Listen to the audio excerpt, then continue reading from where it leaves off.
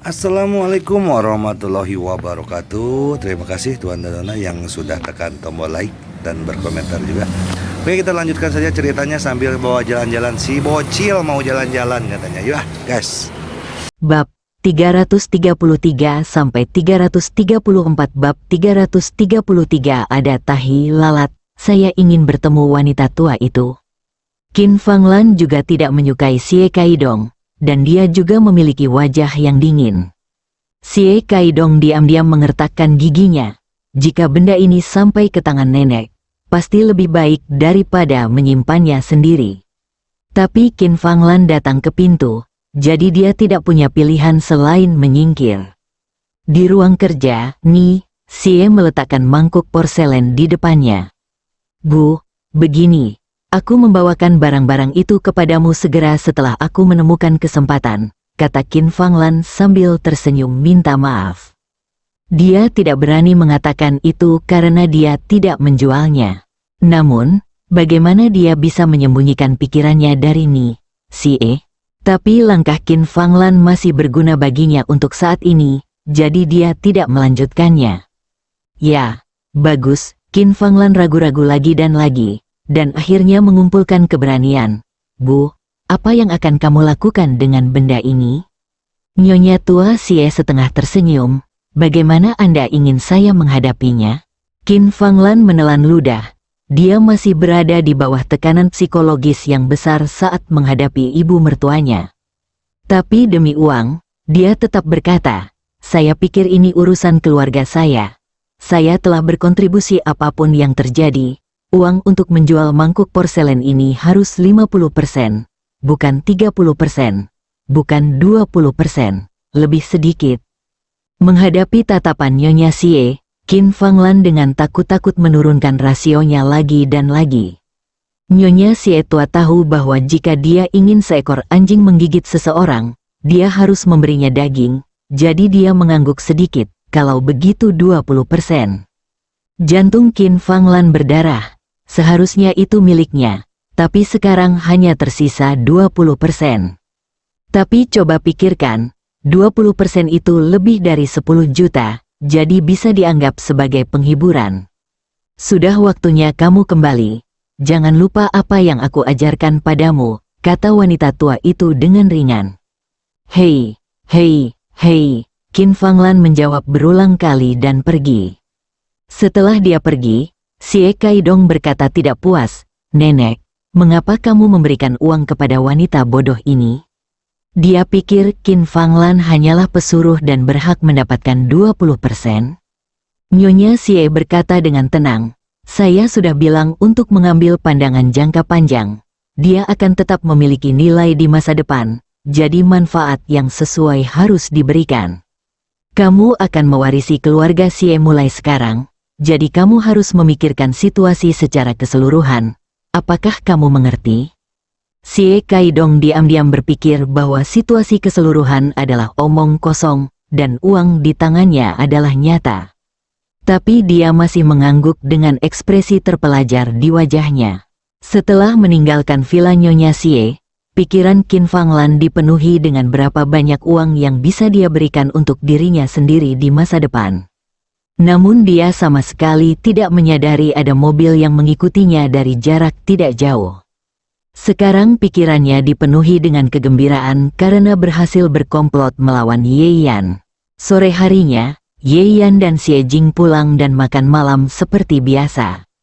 Tetapi mereka menemukan bahwa Qin Fanglan sangat pendiam hari ini. Dia tidak mengatakan sepatah kata pun, tetapi matanya terus bergerak maju mundur, tampak tidak sabar. Keduanya merasa sedikit aneh, apa yang dilakukan wanita ini hari ini. Dan Ye Yan merasa semakin tidak nyaman, saya selalu merasa sesuatu akan terjadi. Kegelisahan ini menjadi kenyataan dengan seruan Xie Jing. Apa yang terjadi? Kenapa mangkuk porselen ini terlihat seperti ini? Saat dia berteriak, semua orang berkumpul di ruang tamu. Ye Yan melihat sekilas bahwa mangkuk porselen di dalam kotak yang terbuka telah berubah total penampilannya. Meski warna, bentuk dan ketebalannya mirip, namun teksturnya kasar dan warnanya kusam. sepintas terlihat seperti warung pinggir jalan yang tidak ada harganya. Pupil matanya tiba-tiba menyusut. Saya baik-baik saja ketika saya pergi. Ketika saya kembali, saya melihat bagaimana jadinya seperti ini. Xie Jing jarang terlihat panik. Ini adalah sesuatu yang bernilai 50 juta. Harapan Xie terikat padanya. Dan sekarang ada yang salah. Ye Yan mengambil mangkuk porselen itu, ekspresinya serius. Ini bukan yang asli, barangnya sudah dijatuhkan. Seorang pencuri masuk ke dalam rumah. Xie Jing terkejut dan tidak yakin. Ye Yan menggelengkan kepalanya. Tidak mungkin, ini adalah Villa Junshan. Orang-orang yang tinggal di sana adalah orang-orang kaya atau bangsawan. Bahkan bank pun mungkin tidak memiliki keamanan tingkat atas di sini. Jika dia bukan orang luar, maka dia hanya bisa menjadi orang dalam. Hatinya tiba-tiba bergetar, memikirkan perilaku abnormal Qin Fanglan. Ye Yan tiba-tiba menatap Qin Fanglan. Hati Qin Fanglan bergetar saat melihat mata Ye Yan. Tapi dia segera berkata, satu-satunya orang luar di keluarga ini adalah Bibi Liu, dan dialah yang melakukannya. Bibi Liu tidak menyangka dia akan tiba-tiba dicurigai. Dia terkejut dan melambaikan tangannya dengan cepat. Tidak, bukan aku. Melihat tatapan bersalahmu, kamu pasti terlalu miskin dan menginginkan uang terlalu banyak, jadi kamu diam-diam menukar mangkuk porselen untuk dijual. Tidak, aku tidak. Bibi Liu pada awalnya tidak dapat berbicara, tetapi dia semakin tergagap karena putus asa. Sudah cukup, Ye Yan memotongnya dengan dingin. Dia bahkan tidak tahu di mana harus menjual barang itu, dan putra Bibi Liu masih menerima perawatan dari saya di klinik. Dia tidak akan pernah melakukan hal seperti itu. Qin Fanglan tiba-tiba meninggikan suaranya. Lalu apa maksudmu? Apakah kamu ingin mengatakan bahwa aku mencurinya? Wajah Ye Yan tenggelam seperti air. Sejak kemarin, kelakuanmu sangat tidak normal. Kelainan ini muncul setelah kamu bertemu Nyonya Xie sendirian. Dia berkata dengan dingin, siapa yang tahu jika ada hubungan di antara mereka? Mangkuk porselen palsu itu tidak bisa disiapkan begitu saja. Tapi Nyonya Xie pasti memiliki kemampuan ini. Meskipun tidak, Huang Tingting di belakangnya juga memiliki kemampuan ini. Ye Yan, jangan menebak-nebak secara asal-asalan, Xie Jing berkata dengan agak tidak senang. Mangkuk porselen ini terkait dengan lelang amal keluarga Wen. Tanpa barang lelang, dia akan malu, dan keuntungan apa yang didapat Qin Fanglan. Apalagi ini ibu kandungnya, meski punya berbagai kekurangan, dia tidak akan pernah merugikan dirinya sendiri, bukan? Oleh karena itu, Xie Jing tidak pernah berpikir untuk meragukan Qin Fanglan. Mendengar perkataan Ye Yan, ekspresi Xie Chengqian sedikit berubah. Dia dikirim oleh Qin Fanglan hari ini, tapi Xie Chengqian ingin mengatakan sesuatu. Tetapi ketika kata-kata itu keluar dari bibirnya, dia ragu-ragu. Seperti Xie Jing, dia tidak begitu percaya bahwa Qin Fanglan bisa melakukan hal seperti itu. Jadi dia berpikir untuk menanyakannya sendirian terlebih dahulu. Qin Fanglan mencibir, tidak masalah. Jika Anda benar-benar meragukan saya, Anda dapat mencari di kamar saya dan melihat apakah Anda dapat menemukan sesuatu. Bu, apa yang kamu bicarakan? Aku tidak percaya padamu.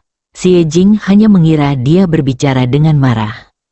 Ye Yan mengatupkan bibirnya dan tidak berkata apa-apa. Ketika Qin Fanglan mengatakan ini, dia yakin 90% bahwa masalah ini pasti ada hubungannya dengan dia. Berdasarkan karakter wanita ini, jika memang bukan dia yang melakukannya, dia pasti akan bertindak sombong dan demi muka. Dia tidak akan membiarkan siapapun menggeledah kamarnya. Menjadi sangat bahagia sekarang berarti ada sesuatu yang salah. Meski begitu, Ye Yan tidak bisa mengidentifikasinya karena dia tidak punya bukti yang meyakinkan. Bab 334, terhubung satu sama lain saat ini, benda itu pasti sudah lama dikirim. Ye Yan tidak bisa menahan amarah di matanya. Dia benar-benar tidak menyangka Qin Fanglan akan melakukan hal seperti itu. Dan dia masih bekerja sama dengan Ni Sie. Apakah dia buta atau bodoh? Tidak dapat melihat penindasan yang dilakukan Nyonya Tua Sie terhadap Xie Jing selama ini. Saat ini, suasana hati Xie Jing sama buruknya. Apa yang sebenarnya terjadi? Apakah memang ada pencuri di dalam rumah? Mengapa kita tidak memanggil polisi? Meski Koto Fanglan sudah siap mental, namun hatinya tetap bergetar saat mendengar kata panggil polisi. Tapi kemudian, dia menjadi tenang dan seringai muncul di wajahnya. Saya pikir beberapa orang memiliki hati nurani yang bersalah, jadi mereka menggigit seperti anjing yang tidak berguna. Xie Jing tercengang. Yeyan sedikit mengernyit. Apa yang kamu bicarakan? Qin Fanglan mengambil langkah maju dengan agresif dan berkata dengan keras, maksudku, mungkin mangkuk ini tidak dijatuhkan sama sekali, tetapi yang asli. Bagaimana mungkin? Xie Jing berkata, ini jelas merupakan dua hal yang berbeda. Bukankah kamu bingung? Qin Fanglan melambaikan tangannya, Xiao Jing, kamu masih terlalu muda dan memiliki terlalu sedikit pengalaman. Dia memandang ke arah Yeyan dengan pandangan menghina. Baru-baru ini, untuk mencarikan barang lelang untukmu, aku menghubungi banyak orang di industri barang antik. Mereka memberitahuku bahwa ada semacam teknik pemalsuan, yang terbuat dari bahan kuno. Formulanya dioleskan pada porselen, membuatnya berkilau dan lembab, serta terlihat tak ternilai harganya. Namun setelah beberapa hari, efek obatnya hilang, dan porselen menjadi compang camping. Yeyan, mangkuk porselenmu pasti mengalami hal yang sama. Qin Fanglan penuh percaya diri dan bersumpah, seolah dia bersungguh-sungguh. Xie Jing dan Xie Chengqian tertegun sejenak, sedikit yakin. Konyol sekali, kamu bilang hal seperti itu tidak ada sama sekali. Yeyan menggelengkan kepalanya. Jika itu sesuatu yang modern, ada kemungkinan dia tidak mengetahuinya. Tapi di zaman kuno, resep salep lainnya, itu tidak ada dalam memori yang diwarisi, artinya tidak ada. Lagi pula, nilai mangkuk porselen ini dinilai oleh Tuan Zhou dari Pavilion Juzen. Apakah kamu lupa? Yeyan berkata dengan dingin. Ya, Xie Jing ragu-ragu dan mengangguk. Qin Fanglan tidak panik sama sekali. Nyonya Xie sudah menyiapkan tanggapan lengkap untuknya. Ia langsung mencibir. Yeyan, kamu benar-benar mampu. Kamu tahu kalau aku baru saja menyinggung wanita tertua dari keluarga Lin. Tapi kamu tidak bisa pergi ke properti keluarga Lin untuk mencari seseorang yang bisa diverifikasi. Tapi kamu memiliki hubungan yang baik dengan wanita tertua dari keluarga Lin. Jadi kamu mungkin bisa memintanya membantumu menutupi. Itulah mengapa Anda, Tuan Zhou, yang pindah dari Pavilion Juzen, menindas saya dan Xiao Jing dan tidak dapat mengungkap Anda, bukan? Yeyan sedikit menyipitkan matanya.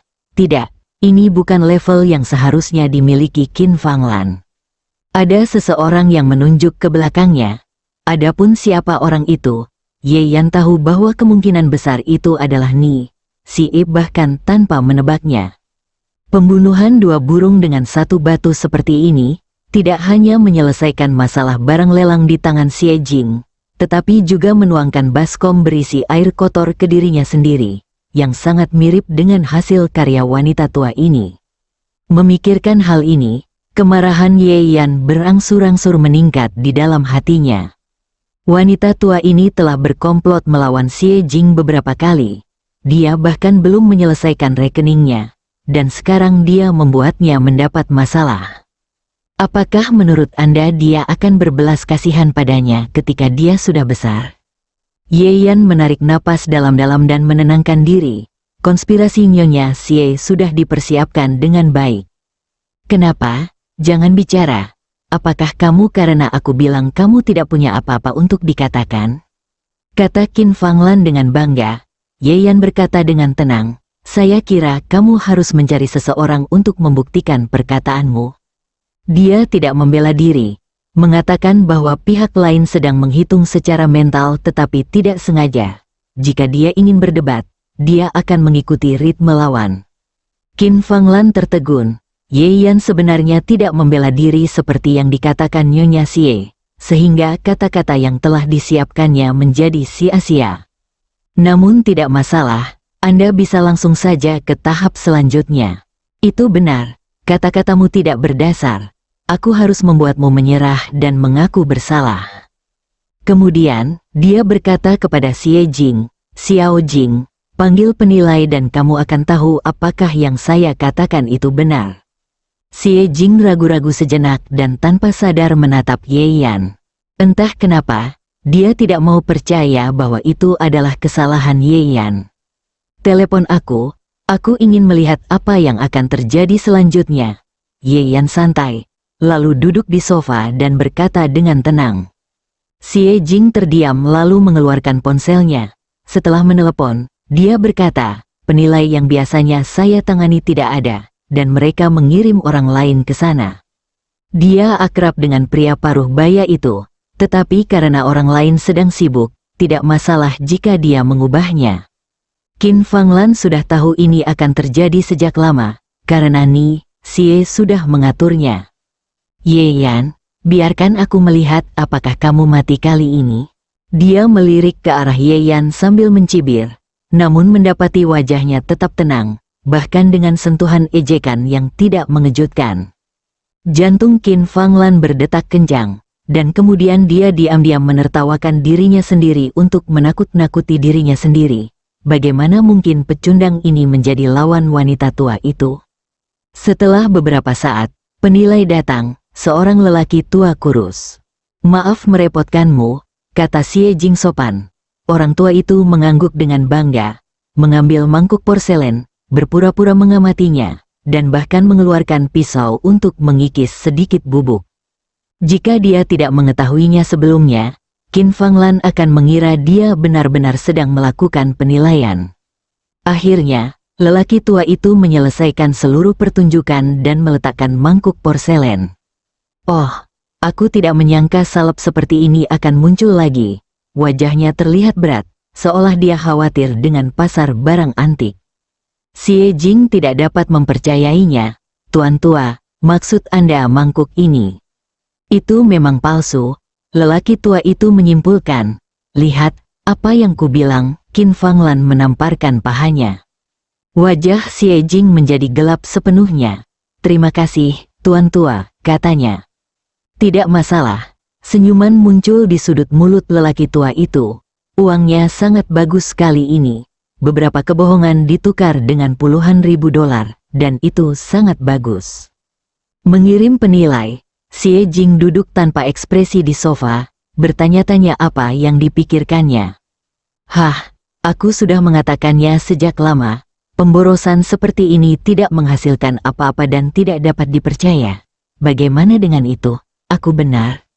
Pikirkanlah, dia bahkan tidak bisa keluar dan main-main, apalagi berbohong untuk menipumu.